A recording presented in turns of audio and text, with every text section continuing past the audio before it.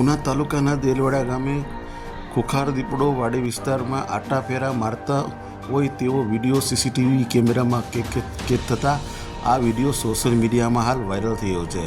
પ્રાપ્ત માહિતી અનુસાર ઉના તાલુકાના દેલવાડા ગામે એક ખુખાર દીપડો વાડી વિસ્તારમાં જઈ રહ્યો છે અને તે દીપડો હાલ અગાસી પણ ચડી રહ્યો તેવા દ્રશ્ય હાલ સીસીટીવી કેમેરામાં કેદ થયા છે. ત્યારે આ વિડીયો વાયરલ થતાં લોકોમાં ભયનો માહોલ સર્જાયો છે. ત્યારે વન્ય પ્રાણીઓ અવારનવાર રહેણાંક વિસ્તારોમાં અવરજવર કરી રહ્યા છે, જેને લઈને લોકો ચિંતામાં મુકાયા છે.